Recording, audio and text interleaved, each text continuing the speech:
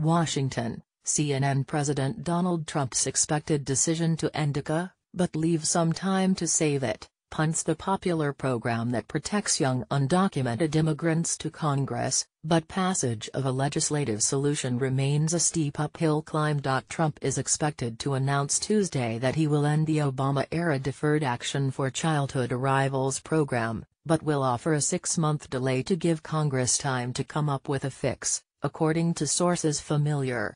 Those sources have cautioned that this was the president's thinking as of Sunday night and could shift ahead of his scheduled Tuesday announcement. Such a plan would put the issue on Congress' shoulders amid a busy fall, squeezing Republican and Democratic leadership to decide what their bases could swallow to find a compromise that would keep the nearly 800,000 people who benefit from the program from having their lives upended. As the administration has held meetings for weeks about how to respond to an ultimatum from 10 state attorneys general about the future of DACA, members of Congress have publicly and privately called on the administration to preserve the program long enough for a legislative fix. But President Barack Obama announced the executive action, which protects undocumented immigrants brought to the U.S. as children from deportation and allows them the ability to work and study, as a response to years of congressional inaction.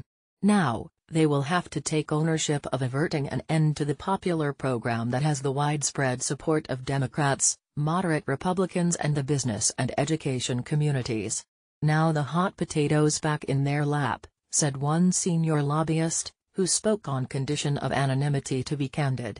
Some Republicans would welcome the opportunity to show they're pro-Latino and do something on this, but on the other hand some would be just as happy to say hell no, we're not doing this because it's amnesty.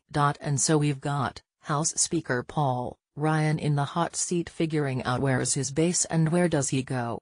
Ryan on Friday told a Wisconsin radio station that he wants Trump to keep DACA in place so Congress can work on a legislative solution. While he did not support Obama's creation of the program, he has been sympathetic to the so-called Dreamers benefited by it and said he has been having conversations about figuring out a path forward for them. His office and the other leadership offices in Congress were all quiet on Monday, holding off comment until the president makes a formal announcement. A Democratic leadership aide in the Senate said that working with Republicans on a fix will be a high priority for Democrats if Trump announces DACA's end on Tuesday, but conversations will happen about next steps when members return from August recess that day. There has been a steady stream of Republicans supporting a legislative version of DACA since Friday and Ryan's comments, including Utah Sen. Orrin Hatch and Arizona Senator Jeff Flake.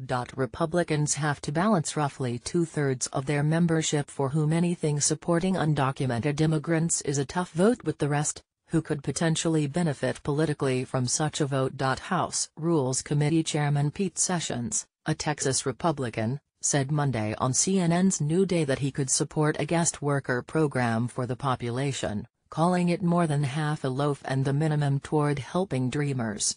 I think if we do it creatively and smart, we would even have the votes for that, Sessions said.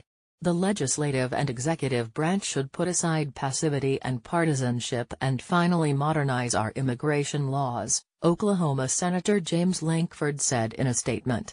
It is right for there to be consequences for those who intentionally entered this country illegally. However, we as Americans do not hold children legally accountable for the actions of their parents. Arkansas Sen. Tom Cotton, an immigration hawk who has written legislation that would cut legal immigration, told the Washington Examiner that he could support a fix for Dreamers if paired with his legislation and other conservative wish list items. But that approach doesn't even have enough votes among Republicans, and would be a non-starter as an option.